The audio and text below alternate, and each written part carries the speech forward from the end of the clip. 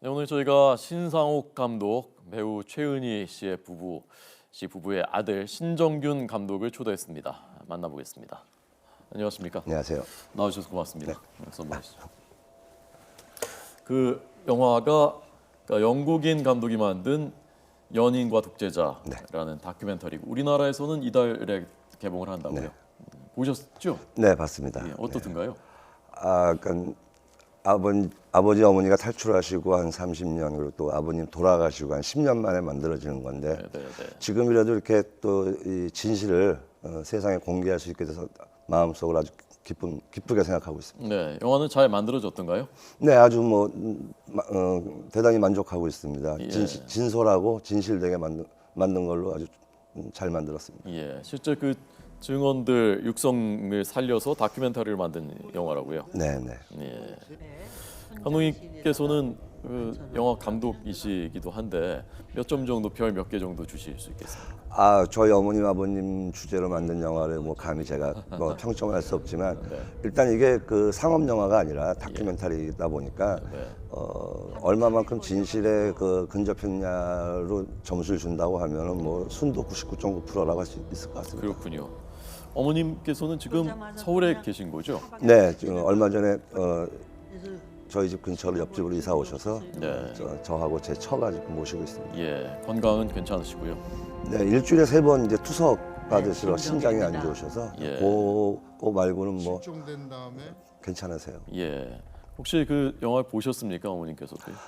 그동안 조금 이제 그 투석 받으실 것 같은 좀 기력이 좀 떨어지시니까 네. 좀 못 보시다가 어저께 보신 걸로 알고 있어요. 네. 그렇군요. 그 영국인 감독이 이렇게 영화 같은 얘기가 왜 지금까지 영화로 안 만들어졌는지 모르겠다라고 얘기를 했다고 하는데 감독님은 그걸 직접 겪으신 분이시지 않습니까? 네. 몇 살 때 그 납치 사건을 몇 살 때 겪으신 거죠? 제가 중학교 2학년 때 어머니께서 일단 실종이 되셨고요. 중학교 2학년 때요. 네, 그리고 이제 중학교 3학년 올라가서 그러니까 중학교 2학년 겨울 방학 때 실종되셨고 중학교 3학년 때 아버님마저도 실종이 되신 거예요. 그러면 뭐 기억이 생생하시겠군요. 그 정도 그럼요. 나이였으면. 그럼요. 네. 어떤 생각이 드셨습니까? 그때 그 부모님이 다. 저희는 어릴 때부터 부모님께서 이제 해외 여행을 많이 다니셨기 때문에 네. 어머니가 홍콩에 가셔서 오신다는 날짜에 안 오셔도 처음에 이렇게 걱정을 안 했어요. 뭐 일정이 늦어지나 보다 그랬는데 어느 날 갑자기 이제 경찰서에서 들어오시고 그 당시 이제 중앙정보부에서 오시고 또 기자들이 들이닥치면서 이게 무슨 큰 사건이 났구나 이제 그때 이제 처음 알게 된 거죠. 겁이 덜컥 났고. 예. 외국에서 실종이 됐다고 하면 이제 그 당시에는 거의 이제 돌아가셨다는 의미가 되니까 아주 집안이 아주 쑥대밭이 됐었죠. 예, 아주 감수성 예민할 그 사춘기 소년이었는데 네. 어머니가 갑자기 안개 없어지셨고 나중에 북한에 갔다는 걸 알시게 된 순간에는 어떤 생각이 드시던가요? 그때가 이제 제가 20대 초반 때였는데 19, 20살 때였는데 그때 아셨군요. 북한으로 납치됐다는. 그렇죠. 그때 실종으로만 돼 있다가 이제 북한 납북이라는 얘기는 이제 몇 년 후에 한 4년 후에 이제 밝혀졌는데 예. 그때 이제 그 북한 살아계셨다는 소식을 들었을 때는 너무 반가웠지만 북한이라고 하니까 이제 진짜 못 만나는구나. 영원히 못 만나는구나 이제 그런 생각을 하게 됐죠. 예, 그 어머님이 처음에 실종되시고 그다음에 몇 달 있다 또 아버님까지 실종. 네. 그때는 어떤 생각이? 그러니까 아버지가 실종되신 건 사실 더 실감이 안 났어요. 왜냐하면 어머니의 실종을 해서 한 번 큰 아픔을 겪었으니까 예. 그 다음에 아버지가 가신 다음에는 그냥 아버지도 이 정도 그러면서 이제는 고아가 됐구나. 이제 누구하고 살아야 되나 아직도 어린데 이런 생각 어린 나이에 막 많은 생각을 하게 되죠. 너무 큰 충격이니까. 네. 야, 어머님, 아버님이 연쇄적으로 그렇게. 그 다음엔 어떻게 생활하셨습니까? 그래서 이제 처음에는 이제 저희 큰 이모님하고 좀 살다가 네. 그 다음에 이제 저희 외삼촌 댁에 들어가서 살았고 예. 그리고 이제 저는 이제 고등학교 졸업하고 바로 영화를 시작을 했고요. 예. 그러니까 제가 그 82년도에 이제 영화 연출부를 하게 됐고 예. 그 다음에 이제 탈출 소식 듣고 1년 있다가 이제 미국으로 부모님 만나러 가게 됐죠. 그때 20대 초반이었겠군요. 네네네. 23살. 1986년도. 네네. 예. 제가 미국 간 건 87년도. 87년도에 가셨고. 네. 영화를 내가 해야 되겠다는 생각은 어떤 계기로? 그거는 사실은 어릴 때부터 예. 아버지의 촬영 현장이 제 놀이터였었어요. 그래서 자연스럽게 영화를 촬영하는 것들이 이제 친숙해졌는데 예. 이상하게도 카메라 앞에서 멋있게 보이는 배우들보다 그 카메라 뒤에서 호령하시는 아버지가 더 멋있더라고요. 그래서 나도 이 다음에 크면 감독이 돼야 되겠다는 생각을 이제 어릴 때는 막연히 했고 이제 부모님이 납북되시고 실종되신 다음에는 그래도 영화를 하면서 무언가를 해야지만이 좀 이름을 날려야지 그래도 부모를 만날 수 있지 않을까라는 생각에 좀 더 열심히 하게 됐죠. 네. 그래서 8년 만에 그 다시는 못 만날 줄 알았던 부모님을 미국에서 다시 재회를 9년 만이군요. 87년이니까. 그때 어떠셨습니까? 그게 이제 영화로 표현을 하게 되면 아주 극적인 상봉이고 뭐 어머니 아버지 아들아 그래야 되는데 예. LA 김포공항에서 미국까지 10서너 시간 거쳐가고 네. 또 뉴욕에 내려서 또 비행기 갈아타고 또 저 워싱턴 DC까지 가고 거기서 차를 탔는데 이제 거기 이제 그 이제 미국 정보기관 모양이더라고요. 예. 운전하는 여자분 핸드백에서 권총도 보이고 하니까 막 무전기로 무전도 하고 그러면서 막 가니까 거의 어머니를 만난 게 거의 20시간 만에 이제 시차도 안 맞고 그러니까 어머니 집 도착하니까 나와 계시더라고요. 예. 뭐 반가워요 이걸 할 수가 없어. 너무 피곤하니까 예. 벌써 아버지하고 어머니가 피곤하지 들어가 자라. 네. 아가 잠깐만 일로 와봐. 이거 왔으니까 사진 한 장 찍자. 사진 찍고 들어가 잤어요. 예. 그리고 일어나니까 뭐 9년 만에 만난 것 같지가 않고 계속 같이 살았던 것 같은 거예요. 그래서 이제 식사하면서 차 마시면서 이제 어떻게 지냈니, 어떻게 살았니, 뭐 이제 이런 얘기 점점 이제 하게 된 거죠. 예. 아니 어머님이 눈물도 안 흘리시던가요? 서로가 눈물 흘릴 겨를이 없었어요. 예. 그 예술가 집안이라서 그런가요? 좀 우리가 생각했던 거랑 다르네요. 글쎄요, 아주 저도 극적인 만남이라고 생각을 했는데 네, 예. 뭐 현실은 그렇게 극적이지가 않더라고요. 네. 참 그 이번에 연인과 독재자 보니까 거기에 김정일의 육성이 포함되어 있더군요. 네, 네. 그 이제 그 부모님께서 녹음을 하신 거라고 네, 들었는데 그러면 잠깐 한번 먼저 들어보도록 네, 하겠습니다.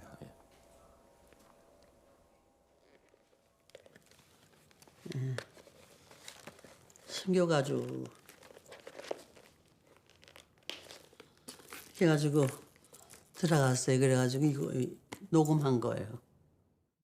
왜 이분들을 두 분을 우리가 내가 요구하는 대상을 내가 이제 집어단 말이야. 또 두 분이 꼭 필요하니까 그 대로라. 자기 반도 자기 뜻대로 이렇게 뜻을 가지고 이렇게 오는 정신 방법이 없냐.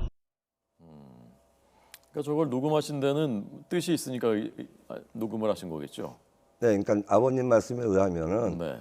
혹시 탈출을 하시더라도 한국 이제 뭐 정보기관에서 조사를 받을 때 자진월북이 아니냐 뭐 이런 거를 추궁받을 거를 계산을 하셔서 이거는 꼭 녹음을 해야 되겠다 해서 저거를 녹음하기 위해서 저 김정일하고 녹음한 테이프가 꽤 많이 있어요. 그 중에서 그 많은 거 중에서 이제 저게 딱 녹취가 된 거죠. 딱 그 부분이 네. 그러니까 이게 우리가 납북을 한 것이다라는 걸 시인한 김정일의 네, 시인 네, 그 육성을 결국 잡아내신 거군요, 저게. 이게 굉장히 위험을 무릅쓴 일이었을 텐데. 네, 그거는 뭐 어떤 분은 이런 말씀하시더라고요. 뭐 걸리면은 뭐 김정일의 교실을 뭐 두고두고 들으려고 녹음한다는데 그거는 그 공개적으로 미리 녹음하겠습니다고 해야 되는 거고 예. 어머니는 백에다가 핸드백에 몰래 가져갔기 때문에 혹시라도 발각이 되면은 큰 일을 치를 뻔한 거죠. 예. 북한에서 지냈었던 일에 대해서 부모님이 나중에 좀 자세히 이렇게 얘기를 해주시던가요? 그럼요. 뭐 식사 때나 뭐 아니면 같이 이제 뭐 거실에 모여 앉아 있을 때나 하면 많이 해주시는데 예. 지금은 뭐 많이 세월이 흘렀으니까 어떨지 모르지만 그 당시에는 뭐 인민배우 칭호를 받는 사람 집에도 선물로 설탕을 가져가면 너무 귀한 걸 가져왔다고 좋아할 정도로 그렇게 이제 삶이 굉장히 이제 좀 곤란했다고 하신 말씀도 하셨고 예. 뭐 여러 가지 말씀을 해주셨어요. 예. 그래도 어쨌건 김정일의 그 귀빈이지 않습니까? 귀빈으로 그렇죠. 자기들은 뭐 그 모셔왔다고 주장을 할 텐데, 그러니까 그래도 그 8년 동안은 잘 계시지 않았겠느냐, 잘 대접받으면서 세간에서는 그렇게 생각들을 했단 말입니다. 어머니는 8년 동안 잘 계셨죠. 잘 계시고 대우를 잘 받았는데 예. 그 대우를 잘 받고 잘 계신 거에 뭐가 빠지냐면 자유가 빠져 있잖아요. 자유는 없으니까 오시오 하면 와야 되고 가시오 하면 가야 되고 뭐 어느 날 옷을 입고 나가셨는데 김정일이 그 옷은 좀 안 어울리시네요 하면 그 옷은 다시 못 입는 거고 예, 뭐 이런 식으로 이제 자유가 없지만 그래도 대우는 어머니는 최고 대우를 받으셨고 네, 네. 아버지는 이제 가시자마자 감옥소 생활을 좀 하셨고 또 무모하게 탈출하시다가 또 잡혀가지고 또 독방에도 계셨고 이제 거기서 이제 C형 간염이 걸리셔서 그게 나중에 이제 80세에 돌아가시는 계기가 된 거죠. 그러시군요. 2006년에 네, 잡고 네, 하신 거죠. 네. 거기서 고초를 많이 겪으셨군요, 감독님은. 네, 감옥 생활을 좀 많이 하셨어요. 예, 영화도 또 여러 편 거기서 김정일이 지시해서 찍으셨지만 네, 네. 그 북한 영화 수준에 대해서 김정일이 얘기한 이 사진은 어떤 사진인가요, 감독님? 요거는 가족분들 다 모이셨을 때군요. 남양주에 있는 아버님 여건 산소, 아버님 산소. 아버님 신상욱 감독님 산소군요. 네, 네. 이 김정일이 그 북한 영화에 대해서 얘기하면서 왜 우리는 이거밖에 못 만드느냐 수준이 뭐 하면서 질타한 그런 그 얘기들 발언들도 했다고 하는데 그것도 한번 그 김정일의 그 육성도 한번 들어보도록 하겠습니다. 이것도 직접 녹음하신 거죠, 그러니까? 네, 그럼요. 네. 이거 안 하는 거 봐도 우리가 이제 나가만 한단 말이지. 이제 뭐 중동 기술 다 손해가 약세들이라지 약수인데 우리 이제 유치원인데 뭐가 그러면서도 이 사람들 뭐라고 사를 받았는데 안 하고 왕소한다. 혹시 김정일에 대한 뭐 일화, 김정일이 뭐 어떻게 했던 그런 거에 대해서 들으신 거 있습니까? 일단 김정일에 대한 이야기 중에 하나 재밌는 거는 예. 평소에 키에 대한 컴플렉스가 많았대요. 그래서 그 사진 보면 머리도 이렇게 세워 갖고 있는 것도 좀 크게 보이고 싶은 거고 또 자기가 자기 스스로를 난쟁이 똥자루만 하다고 말씀하셨다고 뭐 한두 번이나 자주. 예. 근데 부모님이 보신 김정일은 굉장히 카리스마가 있고 독재 체제지만 거기에서 어떤 그 리더십도 있고 뭐 어떤 지도자로서의 역량은 갖춘 사람이라고 그거는 평가를 하셨어요. 네. 그러니까 두 분이 그 신상욱 감독님이 납북되신 다음에도 두 분이 바로 만나신 게 아니라 보니까 몇 년 있다가 비로소 네. 거기서 만나셨더군요, 북한에서. 어머니는 이제 초대소에서 아까 말씀하신 것처럼 극진한 대우를 받고 계셨고 네. 아버지는 이제 감옥소에서 이제 교화를 시키기 위해서 감옥소에 들어갔는데 거기서 무모하게 이제 탈출을 시도하시다가 예. 잡혀가지고 또 독방에 계시는 바람에 감옥 생활을 좀 오래 하셨죠. 예. 그러다가 83년도 네. 83년도에 비로소 김정일이 주최한 생일 파티에서 거기서 네, 네, 네. 그때 참 어떠셨을까요, 그 두 분이? 그러니까 그때 만나시고 나서 이제 뭐 사실 근데 그때는 남한에선 사실 이혼 관계였었는데 어머니하고 아버지하고 이제 거기서 재회를 하셨잖아요. 예. 그래서 이제 김정일이가 여기서 이제 재혼하신 거나 마찬가지니까 신방 차려지리라고 해서 이제 방을 가셨는데 예. 그러니까 도청이 될까봐 마음에 있는 소리를 못 하고 욕실에 들어가셔서 샤워기를 틀어놓고 하고 싶은 얘기를 뭐 밤새 하셨다고 그러더라고요. 예. 그래서 그 어머님께서 그 말씀하신 이번에 그 육성들도 이번 그 영화 연인과 독재자에 들어 있는데 그 어머님 말씀하신 거 한번 들어보도록 하겠습니다. 보통 생기신 것도 멋있게 생겼지만은 전체 그 스타일이 고개 못지않게 잘생겼다고 생각이 돼서 모든 사람들이 이렇게 멋있다. 그리고 또 물론 영화도 멋있게 그대서 잘 만들고. 동무들 여기 사람 소개하겠어요. 그래서 이분은 신상욱 감독 앞으로 내 영화 고문이요. 그렇게 성공하고 또 나는 이분은 재은이 선생인데 조선의 어머니요. 우리가 그리운 자유세계로 자유를 찾아서 가야 되겠다고 그런 결심을 했어요, 두 사람이. 그때 우리가 신 감독이 머리를 써가지고 오늘 무슨 얘기를 하는지 우리가 아무리 자유세계로 가서 변명을 하고 얘기를 해도 변명을 누가 알아주겠냐. 우리 진실을 그러니까 이걸 녹음을 하자. 그러니까 거기서 나중에는 뭐 국빈처럼 대우를 받고 뭐 우리 영화를 좀 이끌어 달라라고 했어도 자유가 없는 것은 견디실 수가 없었던 거였군요. 그러니까 두 분이 목숨을 걸고 또 탈북을 하신 것이죠. 그렇죠. 그러니까 아버지께서는 북한에서도 이제 영화를 많이 만드셨지만 네. 늘상 하시는 말씀이 북한에서의 생활은 치약과도 같다. 그런 사람도 많이 봤고 당신도 그럴 것이다. 치약과도 같다. 네, 다 짜여지면 버려지는 치약같이 내가 더 이상 영화를 만들 수 없고 더 이상 좋은 영화를 만들 수 없을 때 내가 가야 할 곳이 어디겠느냐, 북한에서는. 그리고 자유가 없는 영화라는 거는 어쨌든 간에 뭐 좋은 작품도 많이 만드셨지만 북한에서 자유가 없는 작품이라는 건 영혼이 없다라고 항상 늘 말씀을 하셨어요. 그래서 영혼이 있는 영화를 만들고 싶다고 이제 그렇게 말씀을 하셨죠. 예, 감독님도 아드님께서도 영화 감독이신데 자유가 없는 영혼이 없는 것은 작품이 아니다. 그 말에 동의하십니까? 저는 100% 동의하죠. 창작도 자기가 어떤 무한한 상상에서 나와야지 예. 뭐 이거 제재받고 저거 제재받고 하면 그렇게 좋은 작품이 나올 수 없죠. 예. 그 어머님이야 뭐 우리가 다 아는 김지미 엄앵란 선생님하고 같이 트로이카를 이뤘던 유명한 스타신데 아버님도 젊은 시절 사진 보니까 정말 그 어머님 조금 전 말씀하신 대로 정말 멋있으시네요. 제가 우리 영화 감독은 저희 아버지밖에 몰랐잖아요, 어렸을 때. 예. 근데 영화를 시작하면서 춤으로 나가니까 나는 영화 감독이 다 우리 아버님처럼 다 멋있는 줄 알았어요. 우리 아버지가 제일 멋있더라고요. 예. 옷도 잘 입으시고. 예. 성격이나 이런 건 어떠셨습니까? 굉장히 꼼꼼하시면서 영화 이외에는 뭐 다 별로 이렇게 크게 신경 안 쓰시고 예. 영화를 하시는 데는 굉장히 꼼꼼하세요. 디테일한 것까지 하나하나 다 적어하시고. 그래서 어머니가 늘 하시는 말씀이 영화 감독으로서는 최고지만은 남편으로서는 꽝이라고 하시는데 저 또한 영화 감독으로서는 최고지만 아버지로서는 꽝이죠. 아니 남편 아버지로서 왜 너무 꼼꼼해서요? 아니요, 그 가정에는 별로 신경을 안 썼어요. 그냥 그러니까 예를 들어서 어머니가 좋은 가구 같은 거 하나 사다 놓으시면 예. 그 다음에 며칠 있다가 트럭에 가서 싣고 나가요. 촬영 소품을 쓰신다고. 예. 그 정도로 영화만 생각하고 사셨어요. 예. 나중에 돌아오긴 돌아오던가요? 그 소품이? 거의 안 돌아왔죠. 네. 예. 감독님 그 신상옥 감독님께서 이 영화 연인과 독재자 보셨다면 뭐라고 하셨을까요? 뭐 제가 아버님 뭐 성격 마음까지 모르겠지만 네. 흡족해 하실 것 같아요. 예. 왜냐하면 그 영화든 다큐멘터리든 진실이 우선돼야 되는데 네. 이 작품은 굉장히 진실되게 만들었기 때문에 네. 흡족해 하실 것 같아요. 예. 선장실에다가 감독님은 이제 그 영화 감독으로서 내가 이런 작품은 한번 해보고 싶다라는 그런 꿈이 있습니까?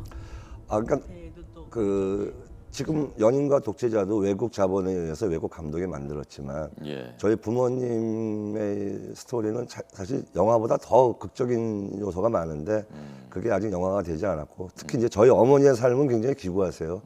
6.25 때도 한번 납북되시다 탈출하시고 그러셨군요. 예, 그다음에 또 한번 납북되시다 탈출하셨고 또 아버지하고 같이 맨주먹으로 신필름이라는 거대 영화사를 또 설립을 했고 또 망해서 또 서로 또 고생도 하셨고 이혼도 하셨고 예. 뭐 이런 삶이 굉장히 파란만장하세요. 그래서 한번 어머니 이야기를 다루면 좋을 것 같다는 생각을 많이 하고 있죠. 네. 그러니까 이번에는 극영화로 한번 만드셨. 한번 해보고 싶죠. 예. 혹시 뭐 마음속에 뭐 생각해 볼 수 있는 거니까 주인공은 누구를 했으면 좋겠다. 어머님 역할을 그런 생각 혹시 해보셨어요? 그거는 좀 더 고민을 해봐야죠. 어머님은 어떤 분이었습니까? 영화 배우로서 또 어머니로서. 어머니는 가정과 영화를 다 지키고 싶어 하셨던 분이에요. 아버지하고 틀리게. 아버지는 영화만 매진하셨기 때문에. 그래서 어머니한테 어렸을 때 야단도 많이 맞았고 숙제해라 공부해라 소리도 많이 들었고 또 예. 현장 나가서는 뭐 의상도 손수 만들어 입으시고 꼬매시고 소품도 신경 쓰시고 연기도 본인 연기도 하시지만 상대방 연기도 지도해주고 그러니까 두 마리 토끼면 두 마리 토끼, 10마리 토끼면 10마리 토끼를 다 잡고 싶어 하셨어요. 욕심도 많으셨고 그래서 아마 저희 어머니 같은 경우에는 가정하고 또 영화계하고 아주 훌륭하신 분이라고 생각하고 있습니다. 예, 알겠습니다. 감독님 오늘 나와주셔서 감사하고요. 네. 어머님께 건강하셨으면 좋겠다는 저희의 인사 아마 뭐 많은 국민들이 똑같은 생각을 하고 있을 겁니다. 꼭 인사 전해 주셨으면 좋겠습니다. 네, 감사합니다. 고맙습니다. 네, 감사합니다.